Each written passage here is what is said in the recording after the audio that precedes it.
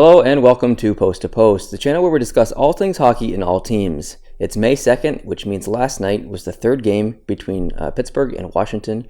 If you can't tell, he has the Pittsburgh hat on, I have a Washington hat on, so we're going to discuss a little bit of that series. And maybe more specifically, the Crosby situation last night. He got slashed by Ovechkin and then cross-checked in the face by Niskanen. Mm-hmm. Yeah, Niskanen. So I'm actually just going to hand this right over to you because I know you have a lot to say. You're frustrated in many ways, and you're looking forward to going on a bit of a rant here. So yeah, I've been looking forward to this all day. Actually, Last night after that game, I couldn't even go to bed for a while. I was still so worked up over everything that had transpired.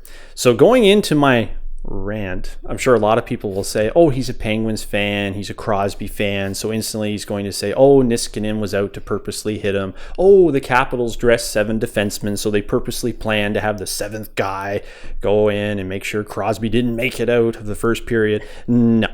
Actually, I've watched the replay of this I don't know how many times, but in the end, I will fully support the idea that there should be no discipline on this play. You think him getting a 5 in a game was enough? I think 5 in a game was too much. I think it should have just been a 2-minute penalty like it originally was. But then when they saw Crosby wasn't getting up, they kind of huddled together and said, oh shit, it's Sidney Crosby. We need to do 5 in a game. That's what I honestly believe on that play. If they give 5 and he's injured, I think it's mandatory that he gets the game. Yeah, exactly.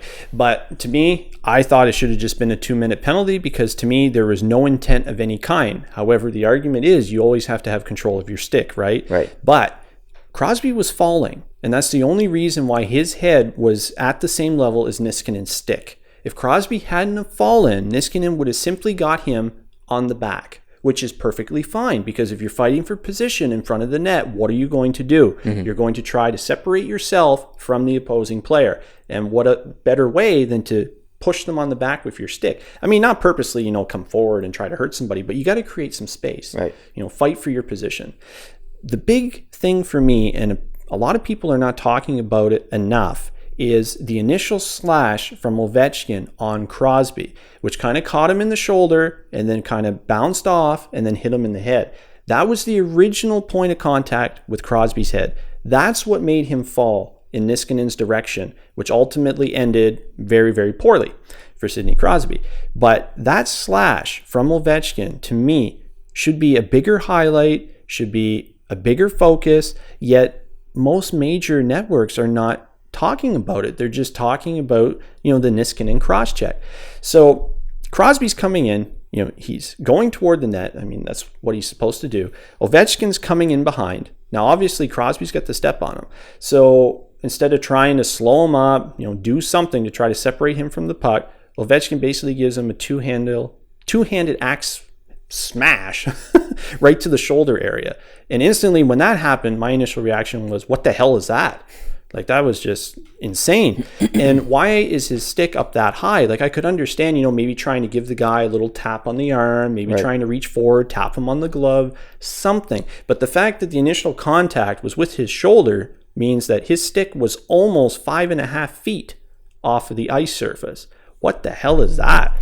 Like, that is just unacceptable to me when you're slashing at a guy that high. Do you think Ovechkin intentionally was trying to hurt Crosby there?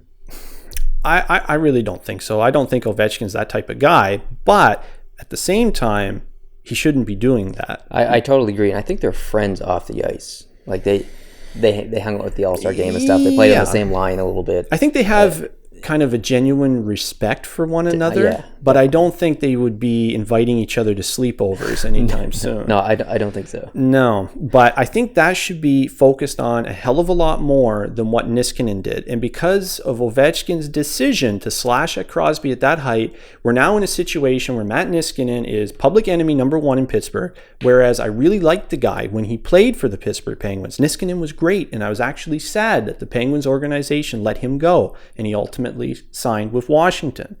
And now, because of the antics of his captain, he's the guy that's going to have to field all the heat. The media is after him like crazy. We're still kind of undecided if there's going to be some sort of discipline here for the guy, which to me there shouldn't be any. And all this is because of what Ovechkin decided to do. That's what made Crosby fall, because that slash that caught him in the shoulder, then the head, affected him. and down he went. And you can clearly see as he's falling toward Niskanen, he's reaching toward his head because that's where the stick made contact.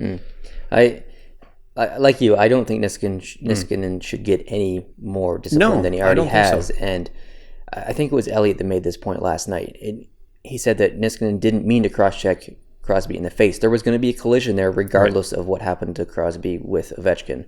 Niskanen was going to play the body there, and he said he doesn't believe it was intentional because when guys go to make a cross-check, they take their hands and they spread them apart like this on the stick, and Niskanen did not do that. Yep. And so I think Elliott's right there. I don't think it was intentional. He was going to play the body regardless, and it was just an unfortunate thing. Crosby was falling, like you said, and it just, I don't think it was intentional. But I will say that I understand the bit of a storyline between Niskanen and Crosby because when Niskanen played for Dallas, Crosby fought Niskanen. I think it was his 5th fight in the NHL or something like that, Crosby's. And so there was a bit of a hate there maybe. And then they, like you said, they became teammates in Pittsburgh. And now he's with Washington. And there was a bit of a hit from Niskanen on Crosby from behind the net. Yeah, that was in game 2. Yeah, game 2. Yep. So, I mean, there is a storyline there. But did Niskanen, go after Crosby and try to hurt him last night? I don't think so. No. And like you said, even I think 5 in a game was too much. 2 minutes for sure. He didn't make an attempt to get out of the way or to stop from hitting Crosby. So you still have to be responsible for your actions. Yes. 2 minutes at least for sure. Yep. I would have been 100% satisfied with just the initial 2-minute penalty. And a lot of people were up in arms of, okay, they changed it because it's Sidney Crosby. Well, a lot of people have had the argument for a long time that the NHL has to step up and protect their star players. A Sidney Crosby is a lot more difficult to replace than a guy logging minutes on the 4th line. I'm sorry to say. Obviously, everybody's health is of utmost importance. But when you have star players like a Crosby or an Ovechkin or a Malkin, these guys going down on questionable plays, the NHL has to look more responsible. And my argument is always the same of, well, if we saw something, odd go down on a play, say in the NBA, and LeBron James was injured, would it be looked at differently than if it was just another guy in the lineup? I honestly think it would be looked at differently, regardless of the sports league. Every league has their star talent, and when a star talent gets injured on a questionable play, it's always criticized and looked at a lot more than if it was anyone else. It's just the way it is because they have a bigger draw power, bigger name, bigger brand. And with that comes more eyes. And it goes the opposite way, too. If we look back, and we've made videos about this in the past. Right. Crosby slashed Mathot, and then he hit O'Reilly in the nuts. Yeah. And nothing was done from that. And that was questionable because he's Sidney Crosby. Why isn't he being given the same treatment by the NHL disciplinary team as everyone else? So, and I said he should have been fined on the O'Reilly spear because that was just a joke. That was pathetic. It wasn't close to the puck. It was the Mathot incident. It was bad. You had that visual image, with the severed finger. It looked terrible. Because of that alone, the NHL should have fined him. But in reality, that's a play you see 100 times every game. Simple little taps on the glove, trying to separate the guy from the puck because you can't hook anybody anymore. Yeah. As soon as you get your stick anywhere in the midsection or the arm area, it's going to be called every time. Yeah, you see those little slashes all the time. Yeah. It's just the one-off scenario. It got him on the right angle, perfect spot, perfect timing, to result in an injury like that. But hey, luckily he's back and he's doing very well in the thought. Very, very well. Yeah. Now, to touch back. Yes. Again, I'm going to have a little rant here. I'm a bit riled up. I think the officials failed fans and failed the league last night in that game with Pittsburgh and Washington. Now, outside of the Crosby incident, there were a lot of other things that went on in that game that really pissed me off. One, Cullen getting hooked on that shorthanded breakaway. Right. That was so deliberate and so obvious. Anybody could have saw that. Yet nothing was called. Okay. Then we have a penalty called in overtime. That was very questionable circumstance, which I didn't like the call whatsoever. We had somebody take a run at Fleury, which to me kind of shook him up a little bit because there was contact with the head. and I thought instantly, oh my God, okay. Because he has concussion issues. Yeah, Fleury has had concussion issues just like Crosby, and right away my heart went up to my throat, and I thought, oh my God, now that's all we need is Fleury to be out with an injury now. That would have sucked big time. There was also the Kunitz goal that was called back. That was a strange incident. Yeah, and this to me was pathetic, okay? They call it a goal on the ice. Holtby's all up in arms, so they review it because initially it looked as if the argument was, okay, well, the net was off before the puck crossed the line. Right, that was the first. Yeah, the first incident. So they reviewed it. The net was still on as the puck crossed the line. We have a good goal. Then Trotz says, I'm challenging for goalie interference. So they review it again. And this time they decide to overturn the goal, take it away because Kunitz made contact with Holtby. How much contact was really there? I think it was goaltender interference. Really? Here's where we disagree. Oh my God. Yeah, no, I think... look, remember the play where Carey Price is hauled 8 feet out of his crease? Yeah. Like, okay, that's goaltender interference. It is. Like, what the hell is this? It's to the point where, okay, as soon as I touch a goalie or if I'm skating by and the wind that I'm creating with my momentum, it ruffles my jersey. My jersey ruffles out and makes contact with the goalie's glove. That's goalie interference. It's to the point you cannot make any contact whatsoever, and it's whistled and it's overturned. To me, it's to the point now where I barely even understand what goalie interference is, because as I'm watching these challenges, I look at one and say, okay, that's a good goal. They overturn it and say, no, it's goalie interference. Yeah. And then there's another one where I look at it and say, well, that's blatant goalie interference. It's not. Yeah, it's driving me crazy. It's like the other night when I think Malkin nudged Holtby just like slightly, and then Pittsburgh scored, and immediately the ref called it off. Right. Oops. And then they challenged it. Mm-hmm. Pittsburgh challenged it, and they won. Yep. And then the ref was visibly upset that he had to announce that it was a good goal after the review because it was on him. He made the mistake. I think it was the Pittsburgh-Washington game that happened in. Man. Anyways, that was extremely frustrating. Like, to me, that wasn't goaltender interference at all. He thought it was. Mm-hmm. Luckily, the correct outcome came through. But the inconsistency throughout this year, not just this playoffs, but the entire season, has been very frustrating for the players, for the teams, and for the fans. The officials looked like morons last night. Complete 100% morons. To go and review a play, call it a goal, review it again, and take it away. You look like a moron, okay? I'm sorry. If you review it twice and then suddenly your mind changes, you look like a moron. Now, I'm also going to go against Pittsburgh because also, I believe it was in the third period, Chris Kunitz laid a big hit on TJ Oshie out in open ice. Deliberate interference. It was a beautiful check. Like, it was 100% clean. And initially I went, yeah, like that's what we need, a big hit, get stuff going. But then on the replay, I said, oh shit, the puck was nowhere in sight. I didn't even notice watching the game live that the puck was nowhere near these guys.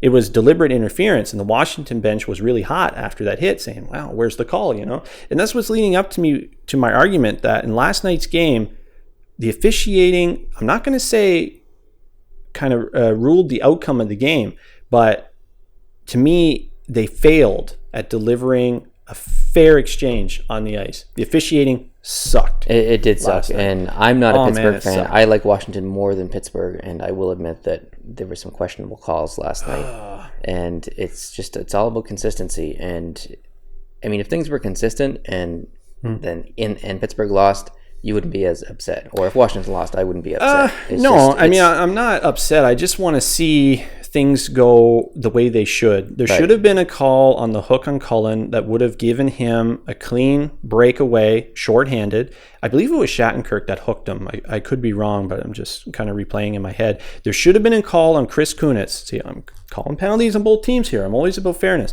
Kunitz should have been called for blatant interference for that hit on Oshie, but that as well didn't happen. There was so much stuff in that game that just drove me insane. To me, that should have been a good goal. I'm sorry, that should have been a good goal. That's okay, we're allowed to disagree. That should have been a good goal. I mean, come on. What limit do you have on goalie contact? Is it to the point now where there can be none? Because to me, if there was any contact at all, did Holtby have time to reset himself in order to make that save? I don't think so. I think when the contact happened, the puck was already to the point of no return. I think it was already past where Malkin was. I don't know. I don't know. I was pissed to the point where, okay, they call it a goal on the ice, they review it, and they realize that the net was still on as the puck crosses the line, and they call it a good goal. It's like, okay, yay, we're done. Thanks for that delay of game. And then Trotz challenges, and then we review it again for goalie interference, and then they overturn it. Like, man, it made everything just look so stupid. It did look stupid. But are the refs allowed, because they were reviewing the first time to see if the puck crossed the line and the net was still on? They may look at that and be like, oh, it's goaltender interference, but we can't say anything because that wasn't mentioned yet. So that's how it went down. No, they should be looking at everything. They should be. And yes, they should be. And that's what was frustrating for a lot of people. It made the whole system look so stupid that I think the NHL is going to look at this and think, wow, we might need to revamp here because we looked like morons last night. And they really, really did. It looked so stupid. Another highlight of the game is the fact Pittsburgh lost 2 of their top 6 forwards because they also lost Connor Sheary. Yeah, from a check from Hornquist. Yeah, a check from Hornquist. So Capitals were not involved there. But what's interesting is Sheary was kind of coming up behind Eller as Hornquist was coming in to hit Eller. Now, if Eller had just been a man and took that double collision and not moved out of the way like a pro, resulting in the collision of Sheary and Hornquist, well, Sheary would still be playing at this time. Okay, I'm just being ridiculous now. Obviously, the guy's going to move out of the way. Come on. But still, it was sad to see because Sheary's just been doing so phenomenal this year. It was really hard to watch. And I mean, when you have guys like Sheary and Crosby going out, potentially even long term, because if Sheary doesn't have a concussion from that contact, I would be surprised because elbow to the head. Yeah, watching that at high speed, man, that looked brutal. He was bleeding? Yeah, he was. It looked brutal. And I don't believe he has any type of long history with concussion issues or anything like that. But I mean, with contact like that and the whiplash effect, my God, I think he would be out for quite some time. Yeah. Now, that's going to lead me back to the Crosby situation. He's had a lot of history with concussions, and he's had some that have taken him a long time to get over. And his first concussion came from what team? The Washington Capitals. His first concussion was that the in his NHL, the outdoor game. Who hit him? Yeah. Who hit him? Something tells me it might have been Alzner. I could be wrong. I can visually see it in my head. I could be wrong though. I'd have to go back and check. That was a long time ago, and I was so angry I just kind of forgot about it. Yeah, it's gonna be interesting to see if he comes back for the next game. That was a cheap shot when he got hit blindsided right to the head in that game. That was horrible. Yet nothing came of it. I have a question for you. Yeah. Do you have anything else to say on Crosby? I'll let you finish. I could rant all day about the game last night. I'm not trying to come off as a bitter Penguins fan, but man, I'm not one to ever, question officiating very much or that sort of thing. If you recall previous videos, I'm normally pro for that stuff. But last night there were specific incidents in that game that really, really irked me. And I felt that the officiating could have came in order to make things a lot cooler of an atmosphere. They could have simmered it down a little bit because there was a lot of after whistle antics that were just garbage and nothing really came of it. There's just a lot of things that really, really annoyed me. It wasn't just you. It was like looking on social media and seeing everyone commenting. And it wasn't just from Pittsburgh fans. It was from Washington fans as well and fans from around the league. Everyone was complaining about the officiating last night on social media. So it's not just you're not just a Penguins fan that's upset. I want to see more talk about that Ovechkin two-handed axe smash towards Crosby's shoulder and head. I don't understand how, guys like TSN, ESPN, Sportsnet, how they're not really picking up and showcasing this more, because it was that initial play is what made Crosby fall in Niskanen's direction, which resulted in that cross-check to the head. Now, if Ovechkin hadn't have done that, Crosby would have played the rest of that game, no problem. He would be happy and healthy right now. Instead, there's still a big question mark. How long is he going to be out? So here's a question for you. Late last, in the overtime, I think, there was a semi-almost breakaway by Washington, and Daly took out the person. I can't remember who it was. Doesn't matter who it was, but they ended up running into Fleury because Daly basically forced him into Fleury. Yep. As a Penguins fan, were you frustrated with Daly because he did that, basically knowing that he would run the net? Not just him. You see it so often. You do. Like, why do defensemen purposely push opposing players into their own netminder? Yeah. It's the dumbest, most stupid thing I've ever seen in all of hockey. I was really frustrated last night watching Yeah, because then if Fleury had sustained an injury on that play, whose fault is it? Yeah. It's Daly's fault. It's not the guy he pushed in. I mean, the guy is just going to the net. No opportunity to get out of the way. Yeah, he's just playing hard to the net like he's trained to do for how many years? He's just doing what he's paid to do. And then he has Daly doing something stupid and pushing him in toward the goalie. It's just so dumb. Like, why would you do that?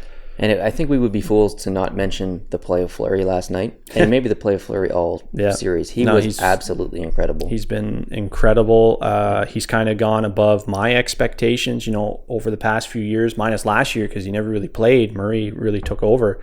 I had no faith in him at all when it came to playoff hockey. And when Murray went down with the injury before game 1 to start the playoffs, wow, I was quite scared for a while there. And then after 2 periods, I thought, okay, I have nothing to be scared of here. Yeah. Suddenly, somebody else has put on a Marc-Andre Fleury jersey, and they're playing phenomenal. But no, it's really Fleury. He's doing amazing. He is. And I still can't believe how well he's doing. Kudos to him. Absolutely. I guess we'll leave it there. We'll wrap it up. It's been... I could still rant for a half hour, man. When it comes to Pittsburgh, our videos usually run a little longer because of this guy here. And you know what? I love it because it's all my fault. Because it is interesting, and I appreciate the passion that you have. Well, hey, it's a series now, right? Now, say Washington wins Game 4, and this thing's tied up going back to Washington. Man, we never really know. And if Crosby's out for the remainder of this series, well, to me, that kind of tilts things in Washington's favor. Same with Pittsburgh losing Sheary. Now, keep in mind, they have amazing depth. They have a lot of depth guys that can come in and fill these roles. But there's only one Sidney Crosby. He's, to me, one of the top 5 two-way players in the game today. Mm-hmm. On his knees, blocking shots, breaking up plays behind his own net. I mean, this is stuff that a lot of elite forwards just don't do. But he's one of those guys that does it. He goes to those hard areas, and sometimes bad things happen, like last night. I'm not a huge Crosby fan, as you know, but that's not even arguable. He's one of the best two-way players, if not the best two-way player and player in the league. He is amazing. And yeah, I'm still pissed because, man, if they lose him for the rest of the series or the rest of the playoffs because of the antics of Ovi with his two-handed slash towards the shoulder and head, I'm going to be so pissed off. And if there are hockey gods, step in and make this right, please. Well, we'll leave it at that. Guys, thank you very much for watching this video. If you're a Penguins fan, make sure you let us know down below what you feel about this situation. I'll let you know. And if you're a fan of any other team, make sure you let us know as well. All opinions are welcome. Remember that. Thank you guys very much for watching this video. If this is your first video on Post to Post, we hope you hit the subscribe button. And otherwise, we'll see you in the next video. Adios.